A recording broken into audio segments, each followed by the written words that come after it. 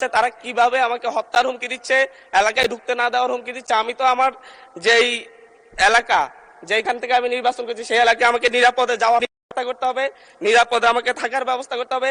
আমি যে নোটিশটা দিয়েছি এটার উপর তো আমার বক্তব্য আছে। ব্যক্তিগতভাবে এটা এত বেশি হুমকির মুখোমুখি হতে হচ্ছে। মাননীয় স্পিকার, আমি আসলে নির্বাচনের আগ থেকেই আপনারা জানেন আমি যে অঞ্চলে জন্ম নিয়েছি সেই অঞ্চলে একটি দ্বীপাঞ্চল, এবং যেখান থেকে ইলেকশন করেছি সেই জায়গায় ভূমিদস্যু জলদস্যুদের উৎপাত অনেক বেশি। এটা ধারাবাহিকভাবে গত পরশু আমি হাতিয়া থেকে আসার সময়ও প্রশাসনিকভাবে এবং বিভিন্ন মারফতে জানতে পেরেছি। আমি যে ফেরিতে করে আসতেছিলাম আমার উপর আক্রমণের জন্য ডাকাত দল প্রস্তুতি নিয়েছিল, তারপরে প্রশাসনের সহযোগিতা আমি সেখান থেকে এসেছি। এর আগেও আমি 2 বার আক্রমণের শিকার হয়েছি, নির্বাচনের সময় 3 বার আক্রমণের শিকার হয়েছি। আমার পক্ষে যারাই কোনো কথা বলে, এমনকি মসজিদে আমার জন্য দোয়া করেছে, সেই মসজিদের ইমামকে মসজিদের ভিতর থেকে বের করে এনে প্রচন্ড ভাবে তার উপর হামলা করা হয়েছে এবং তাকে প্রায় 1.5 মাস ধরে তাকে চিকিৎসা নিতে হচ্ছে। আমার উপর যারা আক্রমণ করেছে আমি আপনাকে সেই জায়গায় কিছু নোটিশের সাথে কিছু ডকুমেন্টস দিয়েছি যে সরাসরি অস্ত্র আমাকে কোফাতে আসা হয়েছে। একজন সংসদ সদস্য হিসাবে আমি এই বিষয়টা এখানে উপস্থাপন করতে বাধ্য হচ্ছি, কারণ এই জায়গাটাই আমি মনে করি সন্ত্রাসীদের কোনো রাজনৈতিক ঠিকানা নেই। বিভিন্ন একটি রাজনৈতিক দলের পদধারী এবং বিভিন্ন ক্ষেত্রে পূর্বের ফ্যাসিবাদী লোকজন তারা সরাসরি ফেসবুকে থেকে একটি রাজনৈতিক সংগঠনের এখনকার শেল্টারে থেকে ফেসবুকে ভিডিও আকারে আপনারা যদি তদন্ত দেন, তদন্তে আমরা রিপোর্ট পেশ করবো, ভিডিও দিব এবং প্রত্যেকটা রেকর্ড আমাদের কাছে আছে যে তারা কিভাবে আমাকে হত্যার হুমকি দিচ্ছে, এলাকায় ঢুকতে না দেওয়ার হুমকি দিচ্ছে। আমি তো আমার যেই এলাকা, যেখান থেকে আমি নির্বাচন করছি সেই এলাকায় আমাকে নিরাপদে যাওয়ার ব্যবস্থা করতে হবে, নিরাপদে আমাকে থাকার ব্যবস্থা করতে হবে। আমার সাথে যারা নেতাকর্মীরা চলাচল করবে তাদের নিরাপত্তা দিতে হবে। এটা একজন বিশেষ অধিকারের ব্যাপারে, এটা বিশ্বব্যাপী একজন সদস্যের বিশেষ নিরাপত্তা বিধান করা রাষ্ট্রের দায়িত্ব, সরকারের দায়িত্ব। অথচ আমার উপর সরাসরি ভিডিওতে এবং সংবাদ মাধ্যমে প্রকাশিত সরাসরি অস্ত্র হাতে আমাকে হাতে আসা ব্যক্তিও এখন যখন আবার আমার নেতা কর্মীদেরকে হুমকি দিচ্ছে, তাহলে তো আমি অবশ্যই নিরাপত্তাহীনতায় ভুগবো। এই ব্যাপারটা অবশ্যই গ্রহণ করে আমি মনে করি একটা তদন্তে পাঠানো দরকার, তদন্ত হতে পারে এবং কারা এই ব্যাপারে আমাদেরকে, আমি সহ আমার নেতা কর্মীদেরকে কিভাবে হত্যার হুমকি দিয়ে এবং এখন এলাকায় থাকে সরাসরি আক্রমণ করে, এমনকি আমার উপর, আমার নিরাপত্তা পুলিশের উপর আক্রমণ হয়েছে। নট এ সিঙ্গেল আসামি অ্যারেস্ট হয়েছে। ভোটের দিনে আমার উপর আমার গাড়ি বড় হামলা করে, আমার গাড়িতে 6টা কুকুর দাগ এখনো আছে, এখনো তারা এলাকায় ঘুরে বেড়াচ্ছে। বিটিভির সাংবাদিককে কুপিয়েছে, এখনো এলাকায় ঘুরে বেড়াচ্ছে। এই প্রত্যেকটা আসামির ক্ষেত্রে দেখা যাচ্ছে তৎকালীন ইউনিয়ন বিএনপির সভাপতিকে হত্যা করেছে, বিএনপি সদস্যকে হত্যা করেছে। এই ধরনের হত্যা মামলার আসামিরা, এই ধরনের হত্যা মামলা, আমি আমার বিশেষ নিরাপত্তার বিধিতে কথা বলতেছি, তাদের উপরে হামলা হতে পারে এইভাবে না।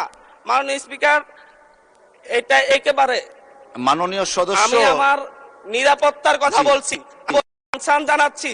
এবং আমার উপর যদি পরের বার আক্রমণ হয় সেটাকে ট্রেজারি বেঞ্চ থেকে দায়িত্ব নিবে কিনা এটা তাহলে বলুক যে আমরা দায়িত্ব নিব, আমরা সরকারের দায়িত্ব আছে। পরের বার যদি আপনার উপর আক্রমণ হয় বসে যাচ্ছি, আপনাকে বলতে হবে যে যারা এই সন্ত্রাসী কার্যক্রম করে তাদেরকে আইনের আওতায় আনবো আমরা। মাননীয় সদস্য, এখন একটু শুনেন। এটা আমার বলতে পারেন, কারণ আমি মামলা দিয়ে জিডি করে এখন পর্যন্ত মাননীয় সদস্য অধিকার পাচ্ছি না, যার কারণে আমাকে সংসদে বলতে হচ্ছে। একটু শুনুন দয়া করে। আপনার নোটিশটা এবং আপনি বসেন দয়া করে, অসুবিধা নেই। আপনার নোটিশটা পেয়েছি, যথাযথ নিয়মে নোটিশটা আমরা ডিসপোজড অফ করেছি। আমি চেয়েছিলাম মাননীয় স্বরাষ্ট্রমন্ত্রী এটা করার জন্য, স্বরাষ্ট্রমন্ত্রী যেহেতু নেই, যে কারণে নোটিশটা নিষ্পত্তি করেছি। ওকে, উনি যেহেতু এসছেন বোধহয় মাত্র ঢুকেছেন, আমিও খেয়াল করিনি, হয়তো 1 মিনিট সময় দিলে উনি নোটিশটা সম্পর্কে বুঝতে পারবেন। Let us give him time to consume the notice. মাননীয় স্বরাষ্ট্রমন্ত্রী, আমি আবার একটু রিপিট করছি,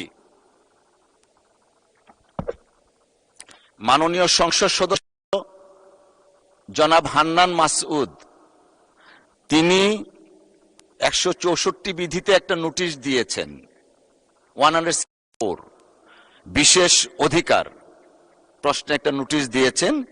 সেইখানে আপনি যেহেতু এসছেন, আমরা একটু সময় নিয়ে আবার নোটিশটা পড়ি, তাহলে হান্নান মাসুদ সাহেবকে অ্যাড্রেস করা যাবে। উনার নোটিশের বক্তব্য হচ্ছে, বাংলাদেশ জাতীয় সংসদের একজন সদস্য হিসাবে আমার জানমাল, সম্মান এবং মর্যাদা রক্ষা করা মহান জাতীয় সংসদের দায়িত্ব বলে আমি মনে করি। এটি আমার বিশেষ অধিকার ও বটে।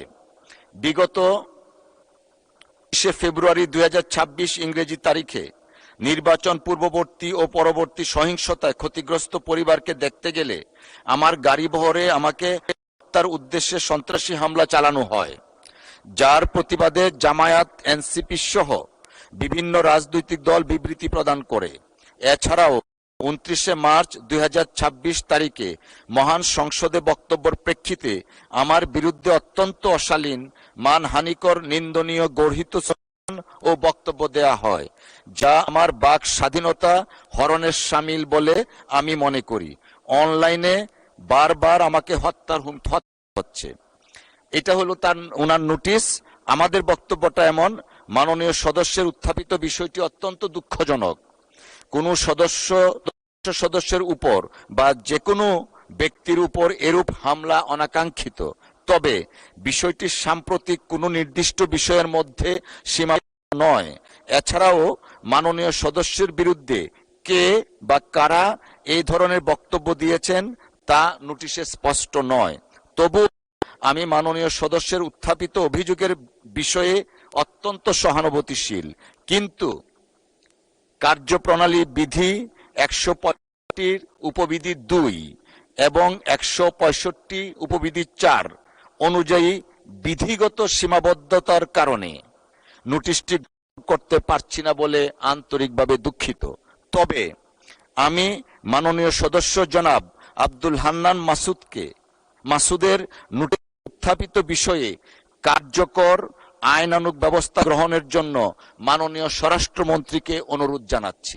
ধন্যবাদ। মাননীয় স্বরাষ্ট্রমন্ত্রী, মাইকটা দিবেন প্লিজ। মাননীয় স্পিকার, আপনাকে ধন্যবাদ।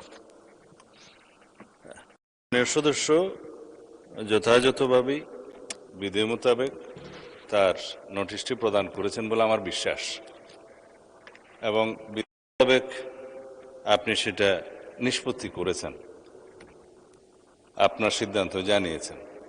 এরপরেও তার নোটিশটি আপনি এবারের মতো আবার পড়ে শুনিয়েছেন, আপনাকে অসংখ্য ধন্যবাদ। এবং মাননীয় সদস্য, আমি তখন আমার সংসদ রুমেই ছিলাম, উনি যখন স্টার্ট করেছেন শুনেছি কিছু, বাকিটা এখানে সে শুনলাম। এটা অত্যন্ত দুঃখজনক যদি ঘটনাটা সত্য হয়ে থাকে।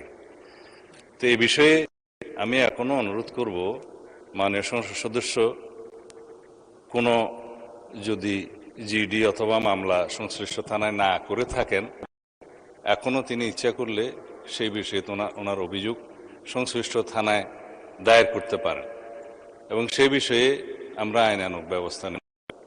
আর বিশেষ অধিকার প্রশ্ন উত্থাপনের বিষয়টি যেহেতু আপনি নিষ্পত্তি করে দিয়েছেন, এর বাইরে এই মুহূর্তে আমার বলার নেই।